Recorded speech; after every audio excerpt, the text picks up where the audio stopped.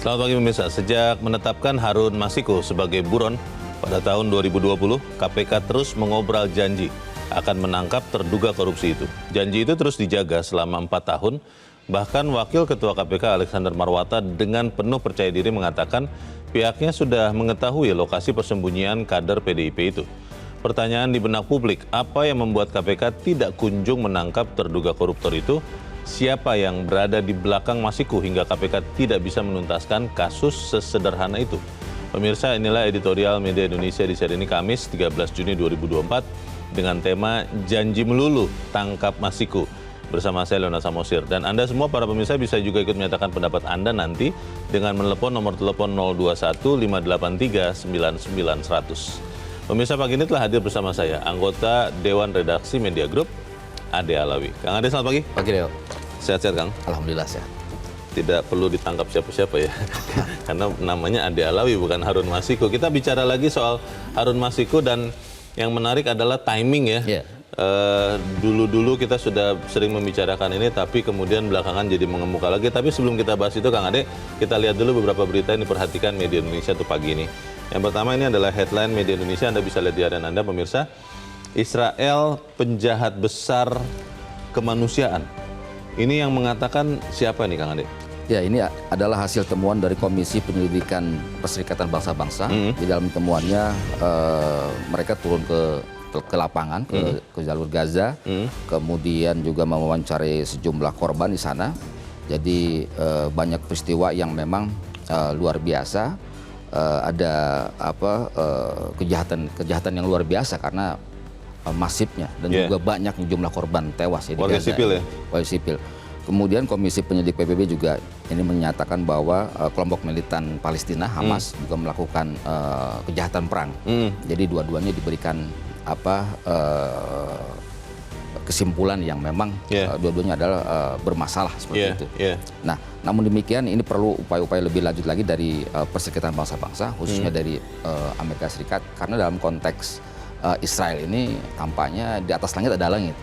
Nah, jadi bagaimana keinginan dari Amerika, bagaimana langkah-langkah Amerika terhadap Israel ini sangat menentukan. Bagaimana perdamaian, kemudian bagaimana kejahatan perang di Gaza ini bisa berakhir. Ini menarik ya, karena di dalam berita dikatakan bahwa misi diplomatik Israel untuk PBB di Jenewa, Swiss menolak temuan Commission of Inquiry yang tadi disebutkan Kang Ade itu ya. Ya, artinya mungkin kita harus berharap bahwa ada pihak lain ya yang bisa membuat Israel atau Benjamin Netanyahu berhenti begitu ya, Kang Ade? Sebenarnya soal temuan-temuan bahwa Israel ini merupakan pelaku kejahatan besar ya, penjahat kemanusiaan, ini sudah diputuskan ya dalam Mahkamah Internasional di Den Haag. Jadi jelas bahwa kesimpulannya Israel melakukan genosida dan Benjamin Netanyahu ini berhak untuk ditangkap seperti itu. Kita harap segera ada langkah untuk menghentikan kekerasan di Gaza. Kita ke berita selanjutnya, pemirsa, di halaman 3 di kolom politik. Anda bisa lihat di harian Anda. Jangan gegabah revisi Undang-Undang TNI dan Polri. Ini beritanya mengatakan jangan gegabah, maksudnya sudah mulai terlihat tendensi gegabah atau seperti apa, Kang Ade? Ya, revisi Undang-Undang TNI dan Polri ini revisi yang memang mendapat perhatian masyarakat ya, terutama kalangan masyarakat sipil yang menyatakan bahwa hendaknya jangan terburu-buru. Jadi lebih elok bila revisi Undang-Undang TNI Polri ini diserahkan kepada DPR berikutnya dengan catatan melibatkan partisipasi publik. Ada partisipasi publik yang bermakna yang harus dilibatkan, meaningful participation seperti itu. Dan ini saya kira sangat perlu sekali penundaan ini, karena kalau kita lihat dari Prolegnas 2024 dua revisi ini tidak masuk di dalamnya. Nah, sementara kalau kita lihat dari sejumlah pembahasan ini sangat-sangat tertutup, dan kalangan masyarakat sipil melihat bahwa revisi Undang-Undang Polri ini sangat berbahaya ya bagi kehidupan demokrasi. Karena ada perluasan kewenangan dari Polri. Seperti penyadapan dan sebagainya. Nah, ini dianggap sangat berbahaya bagi demokrasi. Dan tentu saja kita sebagai negara hukum yang menurut kalangan NGO ini, pemerhati HAM, ini tidak bisa dibenarkan. Kemudian revisi undang-undang TNI juga seperti itu sama. Ini merupakan langkah mundur dari spirit reformasi yang digelorkan oleh para mahasiswa tahun 98. Kalau kita lihat dari revisi Undang-Undang TNI jelas, yang semula pejabat TNI, perwira aktif TNI hanya diberikan kewenangan untuk menduduki posisi di kementerian dan lembaga sipil, itu ada 10 lembaga dan kementerian ya. Tetapi dengan revisi Undang-Undang TNI ini ada perluasan. Ditambah. Jadi sepanjang ada permintaan dari kementerian dan lembaga dan kemudian disetujui oleh Presiden, maka itu akan diberikan keleluasaan perwira aktif TNI Polri untuk menduduki jabatan sipil. Nah, di sisi lain ini juga sangat berbahaya ya, karena di kalangan sipil ASN ini kan ada meritokrasi, ada jenjang-jenjang karir. Jadi tiba-tiba kemudian dirjen katakan diisi oleh pejabat TNI. Ini kan sementara mereka berharap melewati sekian golongan sudah bisa mencapai posisi puncak ya, atau eselon 1. Jadi ada semacam bypass begitu ya? Iya betul, dan ini sangat-sangat tidak sehat ya. Dan kalau saya jadi ingat lagi ke masa Orde Baru, Kang Ade, waktu itu kalau orang yang sudah hidup di masa itu pasti tahu ada yang namanya Dwi Fungsi ABRI. ABRI ya, TNI nama dulunya. Sehingga perwira-perwira itu selain di institusi kemiliteran dan tadi sekian kementerian lembaga, itu memang nyata-nyata masuk juga ke ranah sipil begitu. Ya ketika itu memang ketika zaman Orde Baru luar biasa ya, dwifungsi. Saya kira bukan lagi dwifungsi tapi multifungsi. Multifungsi banyak. Karena peran TNI diharapkan menjadi stabilisator, juga dinamisator dan menjadi kontrol terhadap kehidupan berbangsa dan bernegara. Jadi kita tidak ingin kembali seperti itu. Kita harap nanti apa yang disampaikan masyarakat ini, termasuk kita ya Kang Ade, diperhatikan oleh wakil rakyat di DPR dan juga pemerintah. Kita beralih ke berita selanjutnya, masih dari halaman 3, ini terkait dengan Papua.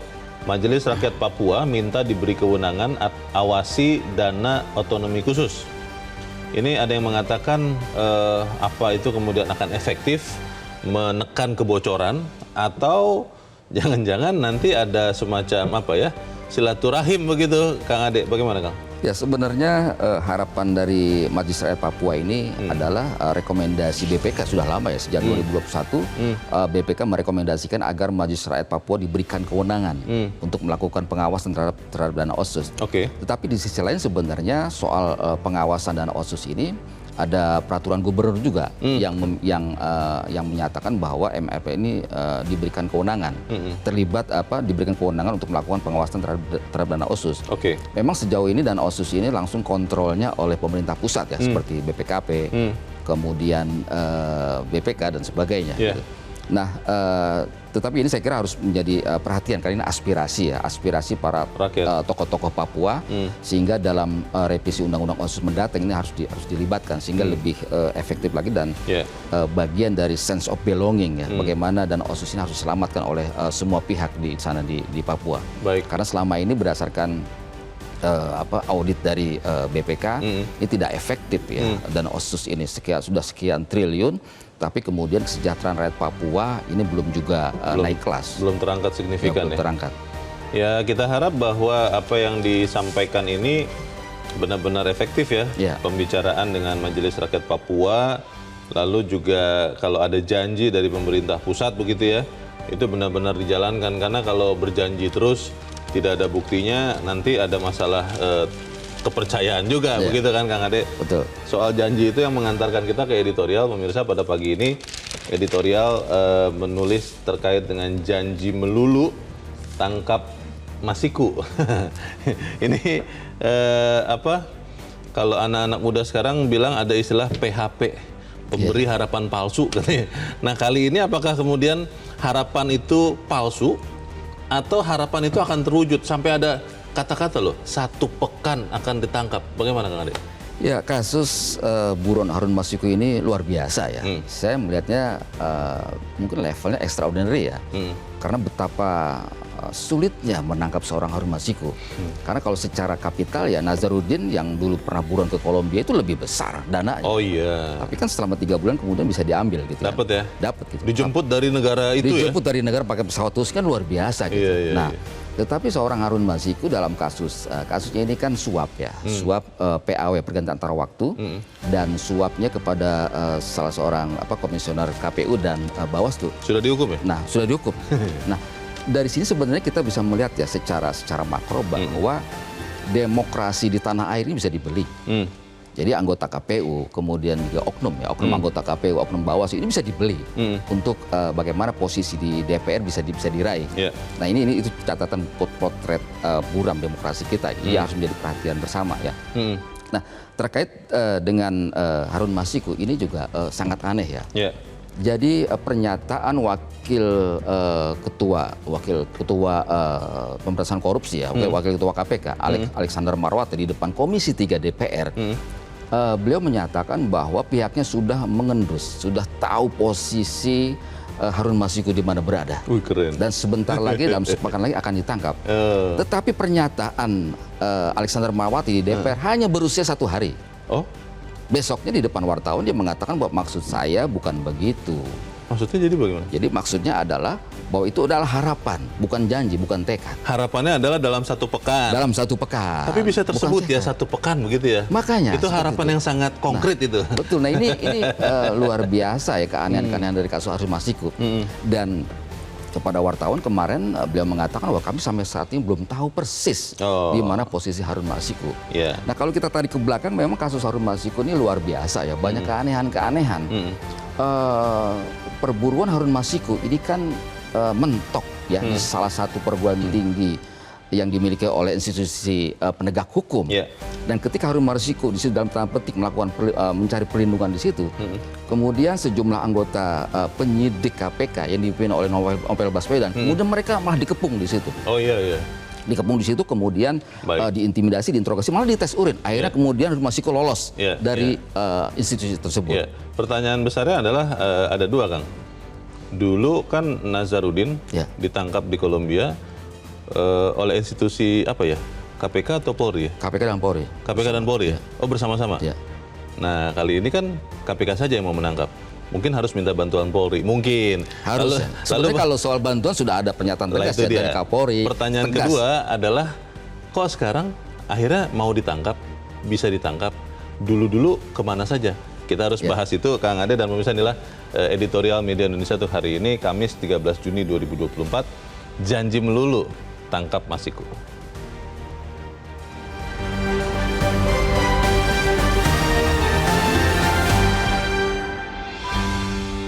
Janji melulu, tangkap Masiku.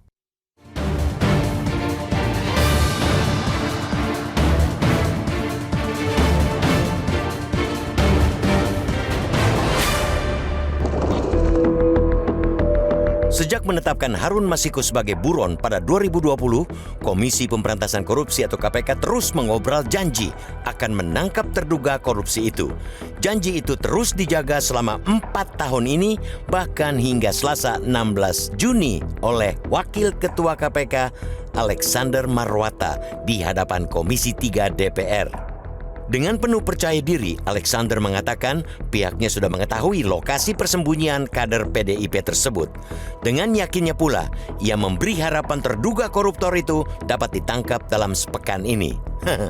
Keyakinan itu keluar dari mulutnya setelah penyidik KPK memeriksa Sekretaris Jenderal PDIP Hasto Kristianto yang menjadi saksi dalam kasus tersebut. Luar biasa energi yang dikeluarkan KPK untuk memelihara janji selama 4 tahun itu. Selain dipakai untuk mencari Harun Masiku, energi KPK juga terkuras untuk menghadapi cibiran masyarakat karena tak kunjung menangkap terduga koruptor yang sejatinya bukan kelas kakap itu. Apa boleh buat, itu sebagai konsekuensi dari keputusan yang diambil KPK sendiri, yakni mengobrol janji ketimbang bukti. Kasus yang menjerat Harun Masiku sebenarnya terbilang sederhana. Enggak rumit-rumit amat. Harun diduga menyuap anggota KPU periode 2017-2022, Wahyu Setiawan, agar menjadi anggota DPR lewat proses pergantian antar waktu. Dalam putusan PN Tipikor Jakarta pada 2020 silam, Wahyu terbukti menerima $57.350 Singapura atau setara 600 juta rupiah untuk melancarkan Harun Masiku melenggang ke Senayan. Divonis 6 tahun penjara, kini Wahyu telah keluar dari Hotel Prodeo pada Oktober 2023. Sementara itu, Harun Masiku hingga kini masih berkeliaran entah di mana. Mungkin hanya KPK yang sudah mengendus posisinya. Keseriusan KPK menangkap Harun sudah dipertanyakan masyarakat sejak tahun 2020. Apalagi surat penangkapannya baru diteken pada November 2023 oleh Ketua KPK yang saat itu dijabat Firly Bahuri. Itu belum ditambah dengan penonaktifan tim penyidik kasus Harun Masiku karena dianggap tidak lolos tes wawasan kebangsaan. Pertanyaan di benak publik, apa yang membuat KPK tak kunjung menangkap terduga koruptor itu? Siapa yang berada di belakang Harun Masiku hingga KPK tak bisa menuntaskan kasus sederhana itu? Jika menilai kemampuan KPK, tak ada yang meragukan betapa dikdayanya lembaga anti rasuah itu menangkap mantan Bendahara Umum Partai Demokrat Muhammad Nazarudin pada 2011 silam. KPK hanya butuh waktu 3 bulan untuk menangkap Nazarudin yang sempat mengembara ke Singapura dan daratan Kolombia. Namun, untuk Harun Masiku sudah 4 tahun buronan itu tak diketahui rimbanya. Rasanya teramat meremehkan jika kita menyebut penyidik KPK sekarang tak sehebat dulu. Dengan kemampuan teknis penyidik yang amat mumpuni itu, tinggal kemauan pimpinan KPK apakah mereka mau menangkap Harun Masiku atau tidak. Sebagai lembaga penegak hukum, KPK mestinya bebas dari pengaruh kekuatan politik. Tak peduli dengan sebuah partai yang berkuasa atau tidak di pemerintahan, KPK mestinya berdiri sebagai penegak hukum untuk tercapainya keadilan. Pemeriksaan KPK terhadap Sekjen PDIP Hasto Kristianto diharapkan dapat memberi harapan baru dalam kasus tersebut, sebagaimana harapan yang telah diumbar Alexander Marwata. Pemeriksaan itu akan membuat kasus yang sekali lagi sangat sederhana itu makin terang benderang. Di tengah keraguan, kita mesti tetap optimistis KPK tetap dapat memenuhi janjinya. Semangat optimistis itu harus dijaga untuk menjadikan KPK kembali bernyali seperti dulu. Karena itu, stop mengumbar janji Pak Alex. Menebar 1-2 bukti jauh lebih berarti ketimbang 1000 janji.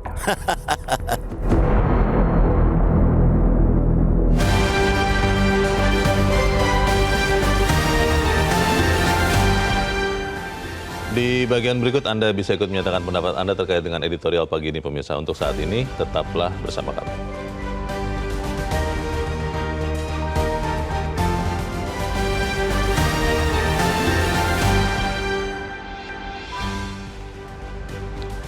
Terima kasih pemirsa, Anda masih bersama kami di Editorial Media Indonesia, dan saat ini kita akan bertanya dulu Kang Ade sebelum kita lanjutkan diskusi kita. Kita saat ini sudah tersambung lewat saluran telepon dengan peneliti Indonesia Corruption Watch atau ICW Kurnia Ramadana. Mas Kurnia, selamat pagi. Selamat pagi Bang Leo. Ya, Mas Kurnia, kalau saya terus terang tidak terlalu berharap atau tidak terlalu yakin bahwa Harun Masiku akan segera tertangkap. Karena sudah berkali-kali terjadi mau ditangkap, lepas, mau ditangkap, lepas. Kalau menurut Anda saat ini, apakah janji untuk menangkap Masiku yang tadinya sempat disebut dalam 1 pekan kemudian diralat, itu benar-benar janji yang akan terpenuhi? Atau yang menyatakan janji itu dia PHP juga, pemberi harapan palsu? Bagaimana Mas Kurnia? Iya Bang Leo, bagi saya selama 4 tahun kebelakang KPK itu tidak mau meringkus Harun Masiku. Mereka selalu berkelit dengan segala macam argumentasi yang sebenarnya terlihat sekali bahwa KPK adalah bagian yang ingin melindungi Harun Masiku. Bang Leo, kasus Harun Masiku ini adalah buron yang terlama KPK tidak bisa meringkusnya. Lebih dari 4 tahun. Orang ini kabur dan KPK tidak tahu keberadaannya ada di mana. Maka dari itu kami berharap tahun 2024 ini sebelum pimpinan KPK purna tugas Desember mendatang, Harun Masiku beserta elit di balik Harun Masiku juga dapat diproses hukum oleh KPK. Jadi Mas Kurnia percaya bahwa Harun Masiku ini masih ada ya, karena kan sempat sering terdengar ya mengatakan Harun Masiku sudah tidak ada begitu di dunia ini, katanya begitu loh. Bagaimana Mas Kurnia? Iya, kalau kita mengacu pada ucapan dari pimpinan atau struktural KPK, 1 minggu ke depan Harun Masiku akan diringkus. Ya. Berarti itu menandakan Harun Masiku ada di sekitaran Indonesia atau Oke. bahkan ada di sekitaran gedung KPK. Waduh. Nah, dengan kemampuan SDM dan juga alat KPK, tentu kita tidak ragu lagi KPK untuk bisa meringkusnya. Nah, Oke. maka dari itu ketika tadi saya sampaikan yang jadi problem adalah bukan tidak mampu mereka tapi tidak mau. Tidak Bang mau. Ya? Leo, ada dua konstruksi kasus yang juga harus diungkap oleh KPK. Yang pertama, tentu pihak-pihak yang mengetahui membantu pelarian Harun Masiku, mengetahui dan tidak melaporkan kepada KPK, ada ancaman pidana obstruction of justice. Kemudian yang kedua, Bang Leo, yang menjadi menarik diskursus publik saat ini adalah ceritanya kan Harun Masiku ini disinyalir menyuap Wahyu Setiawan sebesar 900-an juta. Maka pertanyaan krusialnya adalah apakah uang itu adalah uang pribadi Harun Masiku atau ada yang mensponsorinya? Ini yang penting harus digali oleh KPK agar konstruksi hukumnya bisa lebih utuh. Demikian, Bang Leo. Mas Kurnia, ini mungkin pertanyaan terakhir saya. Pertanyaannya tadi Mas Kurnia kan mengatakan dalam 4 tahun kurang lebih KPK tidak mau, bukan tidak mampu ya, tidak mau menangkap Masiku. Lalu kenapa setelah 4 tahun KPK kelihatannya jadi mau menangkap Harun Masiku? Apakah karena ada perbedaan di tahun 2020 dan 2024 terkait orang kuat yang mungkin melindungi Harun Masiku, disebut-sebut seperti itu? Atau apa alasannya kemudian kenapa KPK sekarang jadi mau 4 tahun yang lalu menurut Mas Kurnia tidak mau menangkap Masiku? Dulu, Bang Leo, kami sempat mengatakan selama Firly Bahuri menjabat sebagai ketua KPK tidak mungkin Harun Masiku tertangkap. Nah, tadi kan Bang Leo mengatakan apa perbedaannya. Tahun 2020 Firly Bahuri masih menjadi ketua KPK, di tahun 2024 berbeda konstelasinya. Saat ini PLT ketua KPK ada Pak Nawawi Pomolango. Bisa jadi karena ada perubahan komposisi itu menggerakkan struktural KPK untuk serius meringkus Harun Masiku. Sekalipun Bang Leo, kami juga turut mengkritik pernyataan Pak Alexander yang mengatakan minggu depan akan tertangkap. Itu kan seperti memberi sinyal kepada Harun Masiku. Itu juga yang bisa menjadi gitu ya. problem pernyataan dari Pak Alexander. Yang saya ingat sih dulu KPK dulu ya, itu jarang itu bicara-bicara. Biasanya bicara itu setelah ditangkap. Nah itu baru kemudian dijelaskan kenapa ditangkap. Tapi sebelum menangkap biasanya sih silent. Biasanya begitu ya Mas Kurnia ya? Iya, bahkan pada era saat ini Bang Leo pernah kejadian KPK mengatakan misalnya ini akhir pekan, mereka mengatakan di publik hari Senin kami akan melakukan penggeledahan. Itu sempat ada seperti itu Bang Leo. Iya pernah. Jadi untuk apa diumumkan? Ini kan proses penegakan hukum yang silent operation gitu. Iya agak aneh tuh ya.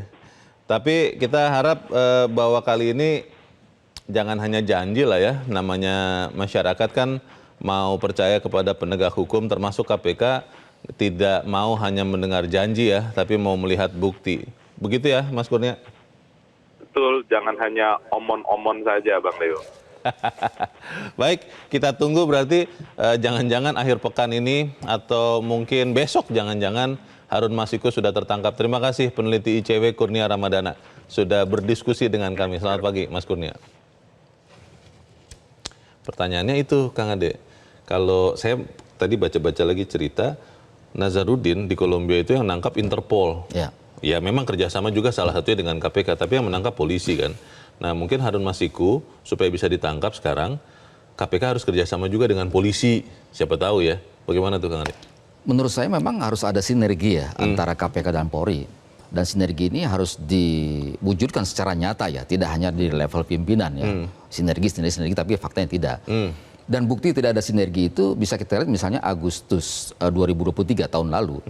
Salah satu pejabat di kepolisian yaitu Irjen Krisnamurti, beliau mengatakan bahwa Krisnamurti ada di dalam negeri. Harun Masiku? Harun Masiku maksudnya. Yang bicara Krisnamurti. Krisnamurti mengatakan bahwa Harun Masiku ada di dalam negeri. Padahal ketika itu pada bulan yang sama KPK mengatakan sebelumnya Harun Masiku diduga ada di luar negeri. Oh. Nah ini kan membuktikan bahwa terjadi kesimpang siuran informasi ya dari dua lembaga penegak hukum. Kurang ngopi bareng itu. Nah saya kira itu kurang ngopi bareng. Ini tidak boleh lagi tidak boleh hal ini terjadi. Dan keanehan lain misalnya dari awal-awal memang kasus Harun Masiku ini buron Harun Masiku ini bernuansa politik yang tinggi ya. Dan semua lembaga kelihatan kerepotan juga menghadapi Harun Masiku ini. Misalnya di imigrasi. Ini imigrasi jelas informasi yang didapatkan dari istrinya Harun Masiku ketika itu suaminya sudah pulang ke luar negeri. Dari Tapi luar negeri. pejabat imigrasi sudah kembali ke luar negeri. Sudah kembali ke tanah air. Oh, sudah kembali tanah air. Sudah kembali ke tanah air. Sempat keluar terus ya, kembali sempat keluar, lagi. masuk lagi. Nah, ketika ini dikonfirmasi ke pejabat imigrasi, sang pejabat mengatakan bahwa tidak ada informasi itu, tidak ada di data perlintasan. Oke. Tapi begitu kemudian terbuka berdasarkan kamera pengawas bandar dan sebagainya, diketahui memang Harun Masiku ketika sehari sebelumnya ke luar negeri kemudian balik lagi, itu kemudian dinyatakan bahwa ada keterlambatan informasi dalam sistem di imigrasi. Agak delay. Ini kan agak delay. Ini kan aneh bin ajaib. Artinya bahwa kasus Harun Masiku ini kasus yang menurut saya luar biasa. Jadi para pihak baik yang terlibat dalam tanda petik memberikan perlindungan ya, seperti itu. Ini kalau memang yang disebut Mas Kurnia tadi memang benar gitu ya, yang diduga bahwa 4 tahun yang lalu KPK tidak mau menangkap Masiku dan sekarang jadi mau. Kan kita harus melihat perubahan 2020 dan 2024. Tadi Mas Kurnia mengatakan waktu itu Ketua KPK-nya Pak Firly Bahuri, sekarang Pak Nawawi Pomolango. Ini berarti benar-benar hanya internal KPK nih ya, yang sama sekali bisa berubah dari tidak mau, akhirnya jadi mau menangkap Masiku, atau jangan-jangan di luar KPK juga sebenarnya lah yang mengarahkan. Sebenarnya KPK memiliki SOP ya, SOP yang tinggi, kemudian juga kode etik yang tinggi ya. Jadi hal-hal di luar tupoksinya itu harusnya KPK tidak menghiraukan. Abaikan saja. Abaikan saja. Dan saya melihat bahwa saya menduga era KPK, apalagi ini menjadi legasi terakhir saya kira ya, salah satu legasi yang harus ditujukan kepada publik ya. Harun Masiku harus ditangkap dan di bawah Nawawi Pomolango sebagai ketua KPK beliau harus menunjukkan bagaimana integritasnya sebagai seorang pimpinan KPK. Jadi saya kira ini tinggal menunggu waktu. Tetapi pernyataan dari Wakil Ketua KPK Alexander Marwati di DPR, di Komisi 3 DPR ketika rapat dengar pendapat, itu menunjukkan bahwa tidak mewujudkan beliau sebagai seorang pimpinan KPK. Harusnya informasi yang disampaikan KPK tidak main-main, harus akurat. Tidak boleh kemudian besoknya diralat lagi di luar DPR. Cepat. Ini kan sama juga melecehkan anggota DPR. Kalau toh katakanlah beliau tahu, kemudian ada pertanyaan dari DPR, dari Komisi 3 DPR, sampaikan saja. Kami sudah mengetahuinya, namun di mana itu menjadi strategi penyelidikan kami. Harusnya bisa sampai seperti itu. Tidak boleh ada tenggat waktu seperti itu. Kan itu tadi yang disebut juga Mas Kurnia ya, bahwa jangan-jangan pernyataan Pak Alex Marwata itu justru sebaliknya begitu. Maksudnya memberikan sinyal kepada Harun Masiku, gitu ya? Hati-hati bro, kita sudah mau nangkap dirimu begitu kan. Apa bisa begitu, atau itu saya atau kami saja atau kita saja yang terlalu berpikir ada konspirasi, Kang Ade? Ya kalau kita lihat dari perjalanannya, betapa sulitnya menangkap Harun Masiku meskipun sudah di depan mata. Ini kan kemudian tidak bisa ditangkap ketika itu kan. Betul. Dia ngumpet di Jakarta Selatan tuh ya? Jakarta Selatan. Di Blok M. Dan itu tampaknya kemudian malah penyidik KPK diinterogasi kan, diintimidasi. Nah kemudian beberapa keanehan-keanehan. Jadi ini memang kasus Harun Masiku ini kemudian belakangan saya melihat bahwa terkesan ya menjadi alat bargaining politik ya pihak tertentu. Jadi kita harapkan KPK steril ya dari hal hanya bersifatnya politik. KPK bekerja saja menurut saya sesuai dengan tupoksinya. Bagaimana menjaga marwah lembaga, bagaimana menjaga semangat pemberantasan korupsi. Tapi kan KPK berdasarkan undang-undang yang terbaru bukan lagi netral, bukan lagi independen, Kang Ade. Dia kan menjadi bagian dari eksekutif. Artinya kalau Kang Ade adalah pimpinan eksekutif, saya pasukan, apa yang dikatakan Kang Ade, saya harus nurut. Walaupun mungkin bukan itu yang sesungguhnya saya harus lakukan. Itu bagaimana? Ya, itu memang menjadi salah satu faktor ya. Bagaimana KPK nuansanya berbeda ya. ketika dulu sebelum revisi Undang-Undang KPK tahun 2009 di luar independen ya, sekarang menjadi eksekutif. Ini memang nuansanya berbeda ya. Jadi terkesan memang pelemahan-pelemahan itu bersifat sistematis ya. Nah, tetapi ini lagi-lagi menurut saya adalah pimpinan KPK yang sekarang ini harus menyadari bahwa publik berharap Harun Masiku ini harus segera ditangkap. Ya, jadi nggak boleh berpikir politik-politikan. Karena bagaimanapun juga ini seperti yang dikatakan oleh peneliti ICW tadi itu Mas Kurnia, ini adalah kasus buron paling lama di KPK. Itu memalukan. Dan ini menambah buruk ya potret kinerja KPK saat ini. Jangan-jangan ya, saya berharap saya salah Mas Kang Ade. Jangan-jangan KPK tidak peduli lagi dengan apakah rakyat masih percaya. Apakah masyarakat masih percaya dengan janji terakhir ini untuk menangkap Masiku? Tidak peduli. Yang penting saya keluarkan dulu statement itu untuk menunjukkan kepada semua, khususnya DPR yang tempat rapat itu, bahwa kami ini sungguh-sungguh bekerja. Walaupun hasilnya kan ditentukan oleh Tuhan juga. Katanya kan begitu. Bagaimana Kang Ade? Ya, saya kira tekad harus disampaikan memang ya kepada DPR ya sebagai lembaga pengawas ya. Tetapi terkait dengan tempat, kemudian juga terkait dengan tenggat waktu, itu dalam konteks strategi penyelidikan, strategi perburuan buron ini tidak boleh disampaikan. Jadi sangat-sangat tidak taktis ya. Apalagi kemudian diralat sehari setelah itu. Betul. Ini kan sangat-sangat memalukan. Itu mirip dengan zaman dulu ada yang mengatakan dengan segala hormat kepada rekan-rekan Intel, tapi ada istilah Intel Melayu. Intel Melayu ya. Yang kemana-mana selalu bilang, saya ini Intel loh. Padahal Intel itu kan harus rahasia, kerjanya harus senyap. Tapi kita harus jeda dahulu, Kang Ade dan pemirsa tetaplah bersama kami. Editorial Media Indonesia segera kembali.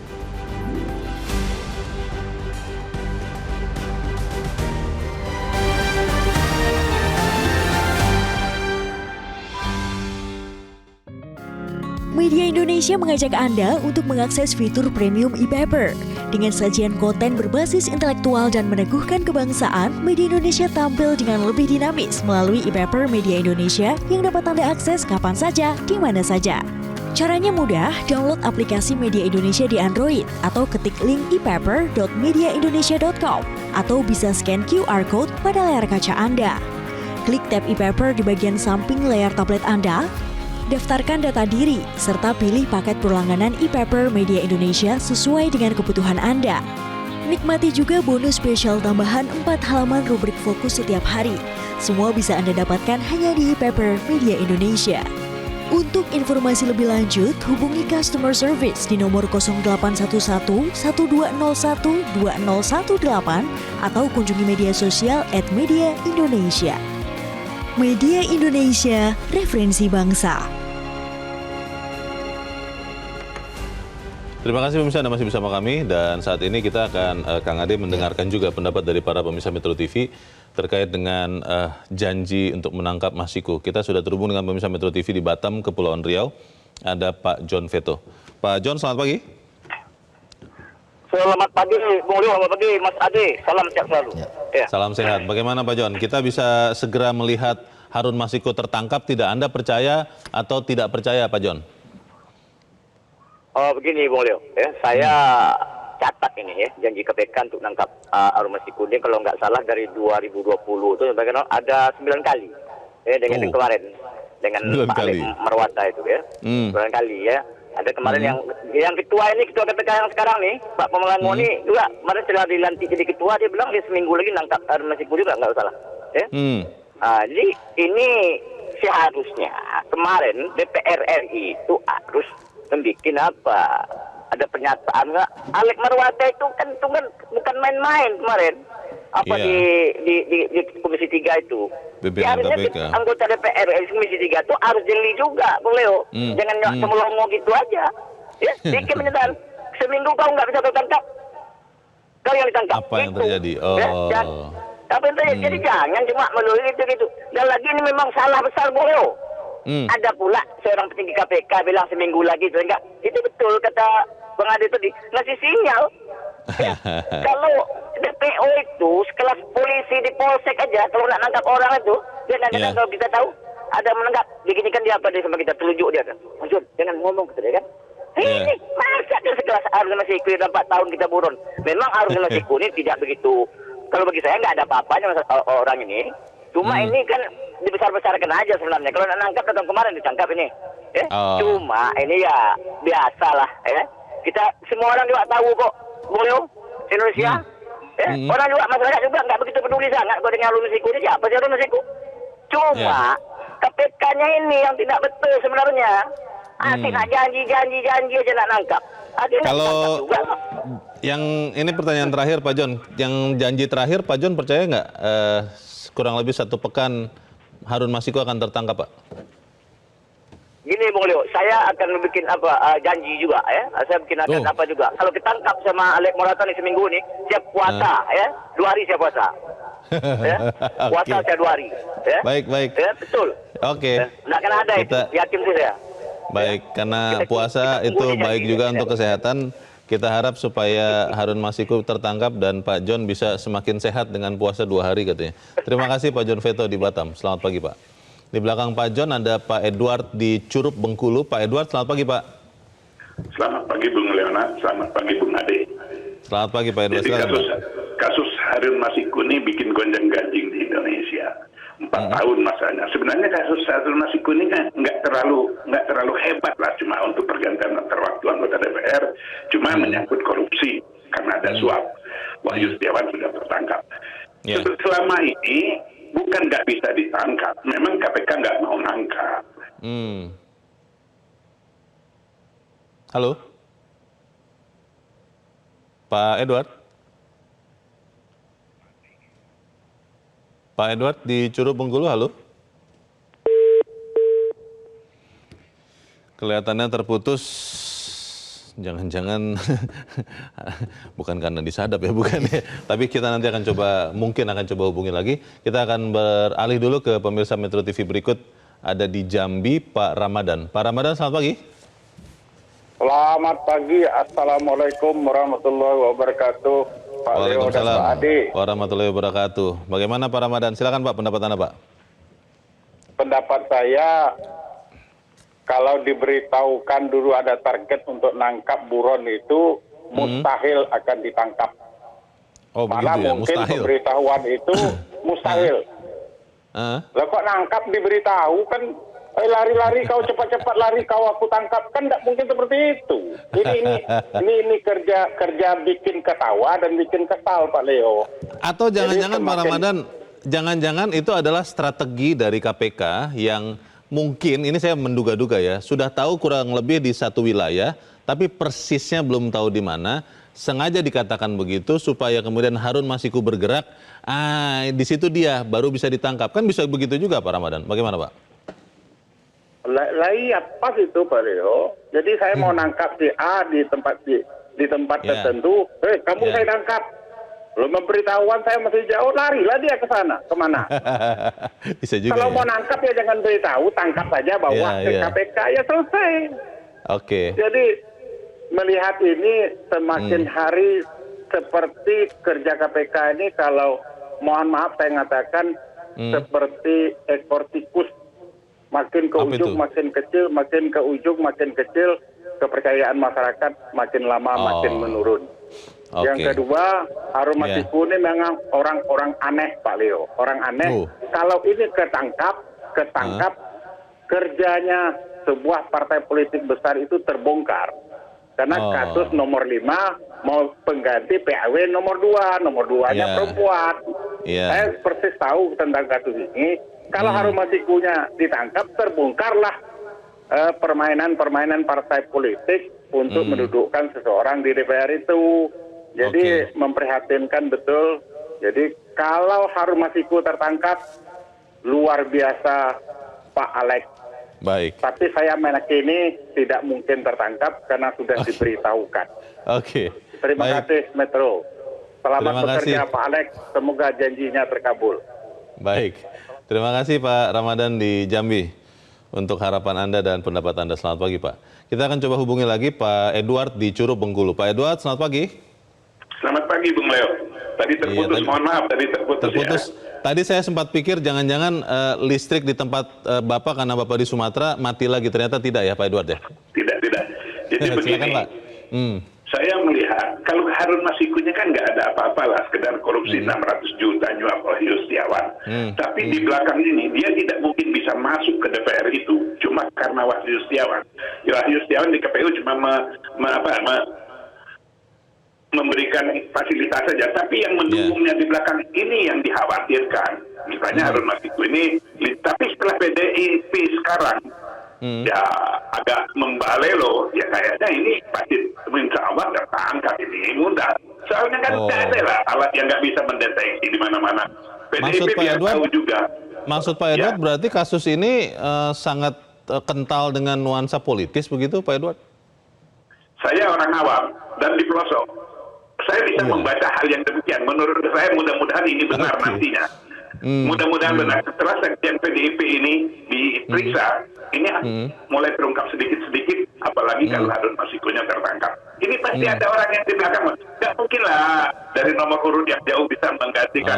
Saya kasihan wanita yang di Palembang itu. Dia sudah capek-capek, tapi nggak dihargai oleh PDIP.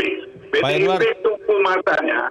Iya, Pak Edward, kalau nanti kemudian ternyata sampai katakanlah bulan depan begitu ya, karena lewat sepekan, Harun Masiku tidak tertangkap juga, bagaimana Pak Edward? Pak Alek Wermarta, saya minta mereka itu sudah tahu lah, seperti dulu, saya tadi kan sudah diomongin bahwa tidak ada yang tidak bisa dideteksi sekarang. Dia punya HP, dia punya apa, itu semua deteksi bisa.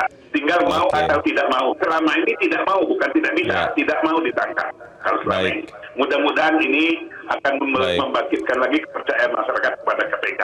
Mudah-mudahan KPK itu betul-betul menjadi penegak hukum dalam pemberantasan korupsi di Indonesia yang korupsinya merajalela. Baik. Terima kasih Pak Edward di Curug Bengkulu untuk pendapat Anda. Selamat pagi Pak. Menarik pendapat para pemirsa Kang Ade, tapi kita harus jeda dahulu. Dan pemirsa tetaplah bersama kami, Editorial Media Indonesia. Segera kembali.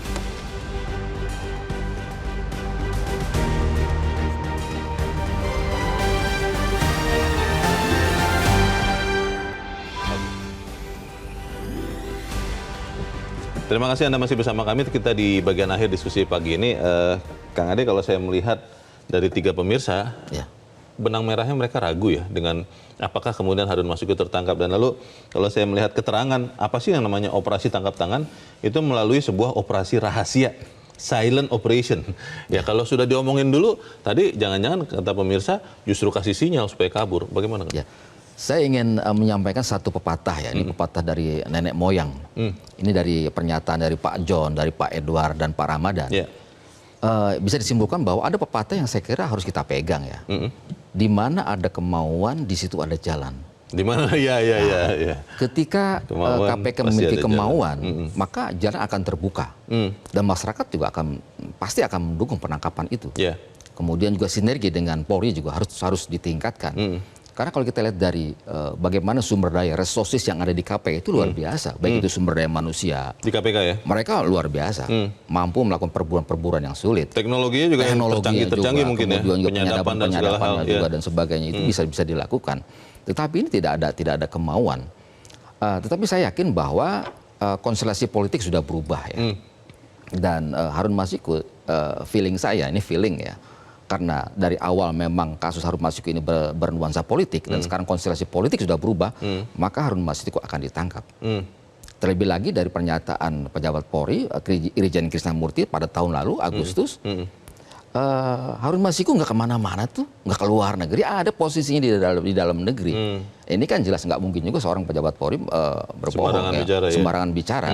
Nah ini kan terlihat bahwa sinergi kurang ditingkatkan seperti itu.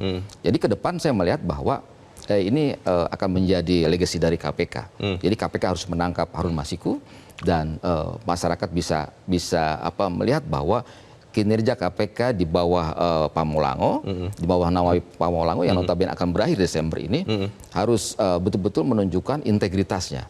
Salah satu penunjuk integritas itu adalah kemauan yang kuat untuk menyelesaikan target-target yang memang menjadi prioritas, menjadi perhatian masyarakat. Kalau kemudian harapan masyarakat ini terpenuhi ya katakanlah nanti 1 pekan lebih 1 hari begitu ya waktu nggak terlalu penting, yang penting tertangkap Harun Masiku. Tapi kalau Harun Masiku kemudian tertangkap tahun ini, dan memang benar dikatakan sekian orang bahwa ini terjadi karena perubahan konstelasi politik, itu kan artinya mengamini bahwa KPK bukan lagi hanya menegakkan hukum semata-mata, dia tidak lagi pakai kacamata kuda, tapi dia sudah mulai melirik-melirik karena ada kepentingan politik masuk ke dalamnya. Itu kan sesuatu yang tidak baik juga. Bagaimana, Kang Adi? Prinsipnya kerja KPK apapun cibiran dari masyarakat, sepanjang KPK mampu bekerja dengan baik, sepanjang target-target penyelesaian kasus ini menjadi prioritas, maka itu harus dilakukan. Abaikan saja tuh. Abaikan saja. Orang, jangan sampai gini juga, jangan sampai kemudian KPK sekarang konstelasi sudah berubah. Dulu takut karena dilindungi oleh penguasa kekuasaan sudah pecah kongsi. Itu tidak boleh lagi ada pemikiran-pemikiran tersebut. Tangkap saja seperti itu. Nah, saya melihat bahwa apa yang disampaikan oleh Pak Alik Marwata seminggu, saya kira juga ini akan menjadi kenyataan meskipun tidak seminggu ya.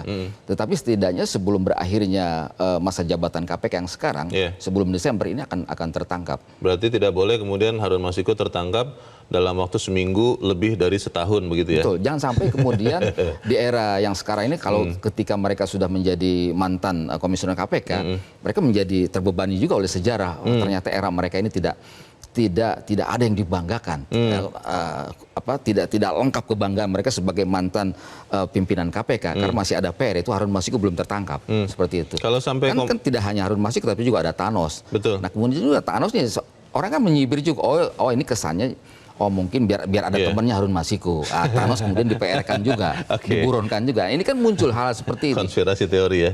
Konspirasi teori. Jadi untuk menepis semua dugaan-dugaan ataupun asumsi masyarakat bahwa kasus Harun Masiku ini, ya harus segera KPK melakukan penangkapan. Kalau kemudian lewat dari sepekan, lewat dari setahun, tidak tertangkap juga, apa kabar ya? Ya harus menjadi PR dari pimpinan KPK berikutnya. Jadi karena apa yang dilakukan di macetnya penangkapan KPK ini kan problemnya kan ada di pimpinan. Baik. Kalau para tim penyidik KPK itu semuanya orang-orang berpengalaman, mereka tahu medan. Baik. Mereka dibekali alat yang mumpuni untuk menangkap buron. Oke, kita harap bahwa kali ini Harun Masiku mau ditangkap bukan hanya janji, tapi terbukti. Kang Adi Alawi, terima kasih sudah hadir di tempat ini. Selamat pagi, Kang. Pagi. Pemirsa, di tengah keraguan kita mesti tetap optimis. KPK tetap dapat memenuhi janji mereka. Semangat optimis itu harus dijaga untuk menjadikan KPK kembali bernyali seperti dulu. Karena itu stop mengumbar janji, menebar 1-2 bukti jauh lebih berarti ketimbang 1000 janji. Saya Leonard Samosir berterima kasih Anda sudah menyimak editorial Media Indonesia untuk pagi ini. Terus jaga kesehatan Anda, terus jaga nurani Anda. Selamat pagi, sampai jumpa.